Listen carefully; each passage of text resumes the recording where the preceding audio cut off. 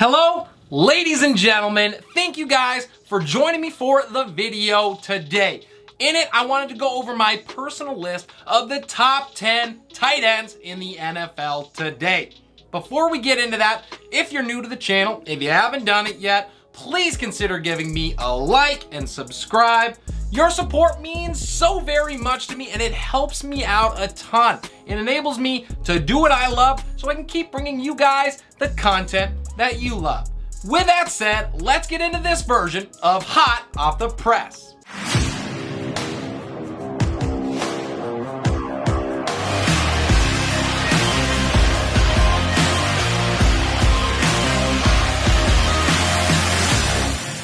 Before we get into the list, I am going to start with two honorable mentions. These are players that I had just outside the cut, and then we're going to go 10 all the way down to my number one tight end in the league. So my first honorable mention is Noah Fant, and I will begin by saying this. I think that Fant has more talent than a few of the players on this list. His issue has been the subpar play at the quarterback position that he has fell victim to. Unfortunately for him, Drew Lock decided to follow Fant to Seattle in that Russell Wilson trade, so we may not ever get to see his full potential. He's had 670 yards or more in back-to-back seasons. The other player that just missed the list is Hunter Henry.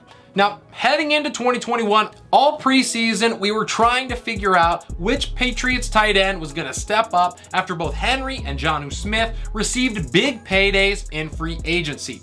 It was Hunter who made the most impact by far. Henry was able to play in every game for the first time in his career, and his 9 touchdowns matched the total of his 2019 and 2020 seasons combined. He is an excellent red zone target, and he made Mac Jones's life a heck of a lot easier.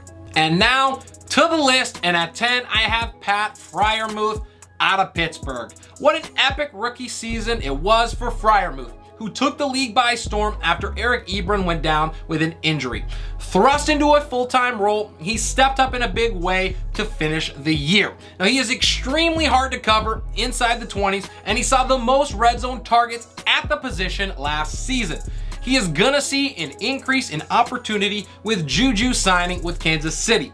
Friermuth also plays for the hard-nosed Steelers, so you know that he can block too. With a year under his belt and a full offense preparing as the tight end 1, I anticipate another step forward from him as he becomes Mitch Trubisky's best friend. From Miami at number 9, it is Mike Gesicki. And if Gesicki had scored just a few more touchdowns in 2021, he would be higher on this list. But the production has been there in back-to-back seasons where he has eclipsed 700 yards, scoring a total of 8 touchdowns. He's made Tua Tagovailoa's life a lot easier, and with Tyreek Hill coming to town, he is going to be a terror, dominating the middle of the field. In the 4 games where he had over 7 catches, he racked up 332 yards in them, and he showcased that connection that he has with his quarterback. He's also really versatile and had the most slot snaps of any tight end in the league. Gesicki is likely going to have less opportunities in a suddenly crowded offense in Miami, but I think he does more with less in 2022. The number 8 tight end for me is Dallas Goedert, who had a slower start to the year. He failed to crack 70 yards in any game until week 8. But once Zach Ertz got traded away to Arizona, we got to see what he was truly capable of. With the position all to his own in Philly, Goedert exploded to finish 2021. He had 334 yards and 2 scores in his last 4 games. Now, nearly half of that yardage came after the catch, which showcased some incredible athleticism at 6'5", 255.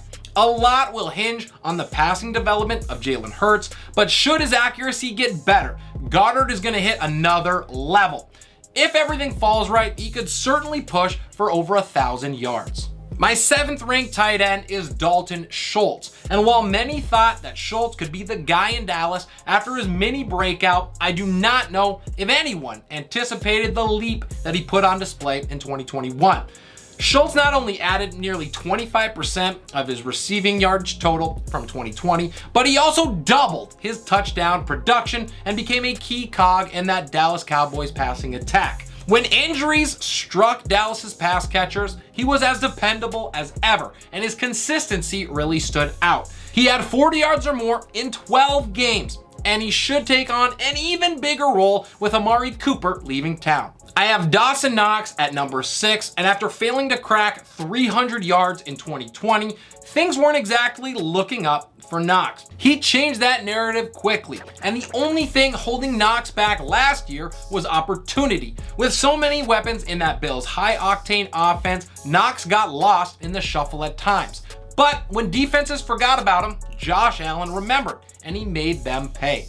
Knox does a little bit of everything really well. His 9 touchdowns were tied for second at the position, and he showcased that 4.59 speed on multiple occasions. He has great hands and is only getting better with the benefit of catching passes from one of the game's best. Expect another step up from Knox in 2022. We finally arrive at my top 5, and we're going to start it with Kyle Pitts. Now, the transition to the NFL for tight ends is supposed to be one of the hardest for any position, but apparently no one told that to Kyle Pitts. He came within 50 yards of breaking Mike Ditka's 60-year-old record for receiving yardage by a rookie tight end in a season. The only thing that was holding him back from being even higher on this list was his lack of touchdown production, but you can't really blame him too much for that. Pitt was pretty much the only legitimate receiving threat after Calvin Ridley took time away from the team. Really, it was incredible what he was able to do as the main focus of a defense. Although I would say Cordell Patterson's emergence certainly helped him out a little bit. With new wide receiver Drake London joining the team, Pitt could be in for more ideal matchup situations, giving him an opportunity to shine. And I cannot wait to see what Pitts brings to the table in 2022. He is going to once again be really fun to watch. To 4, and it is Darren Waller. And after back-to-back 1,100 plus yard seasons, Waller had a really rough end to 2021. He missed the final 6 games due to injury. While Pitts is definitely a threat to take this spot, I think Waller's earlier production takes precedent, and I believe that he is about to pop off in 2022 with Davante Adams in town.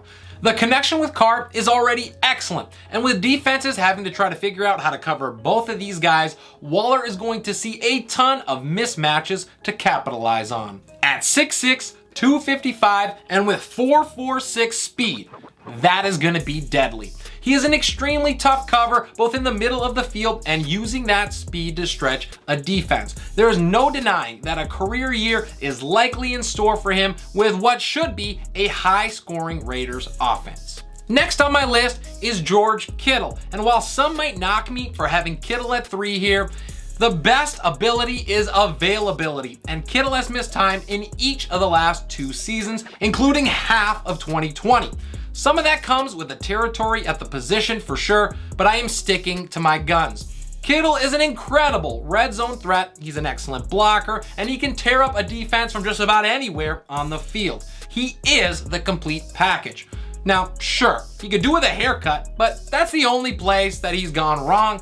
And in weeks 12 to 14 last year, he had one of the most incredible 3-game samples in NFL history for a tight end. He scored 3 times while he racked up 425 yards. It is that ability that strikes fear into defenders, and it's why I understand those who think that 3 on this list is too low. My second ranked tight end is Mark Andrews, and okay, I was a year early on the Mark Andrews explosion, but it did indeed come. After putting up a respectable 2020 where Andrews had 700 yards and 7 touchdowns, he went nuclear on the league and is well deserving of this number 2 spot. Andrews led the league in receptions and receiving yardage at the position, and he tied for second in scores. He was a threat no matter where he lined up as the main passing threat in that Ravens run-heavy offense. Even when Lamar Jackson went down with injuries, Andrew continued to produce. He had 5 games over 100 yards in 2021. That was most at the position, and he's likely going to pass that number if Lamar can stay healthy. When you factor in that Marquise Brown is now in Arizona, the sky is the limit for Andrews next season. Finally, to numero uno, and it should come as no surprise that I have Travis Kelce here at number 1. Let's be honest, who else could it be? What Kelce has done over the past 6 seasons is borderline superhuman, compiling 7,269 yards, and he scored 47 times. That is not a typo, I double checked. He is as consistent and dependable as they come, and it certainly helps to have Patty Mahomes passing him the pigskin. The connection that those two have is on another level, and Mahomes is only going to rely on Kelce even more in 2022, with the cupboards basically empty in the wide receiver room for the Chiefs. Why wouldn't he? Kelce is showing no signs of slowing down, so with a guaranteed increase in target share in 2022, a career year is certainly not out of the question for him. It'll be a fight to keep the top spot, but there is no way that I am doubting this man. Let me know what you guys think about my list. If you agree, if you disagree, if I am a nincompoop. Many have said that. I want to hear you guys' thoughts and opinions. It is why I do these videos, so drop those comments down below. And that is all I got for you guys for the video today. I really hope you enjoyed the content. I hope you learned something. If you are new to the channel, please consider giving me a like and subscribe. I cannot thank you guys enough for all of the support. To all of my current subscribers out there, let me know if there's anything I'm missing. I want to bring you guys content that is important and valuable to you. This is Relentless Press. I'm your host, Friermuth, and we'll see you next time.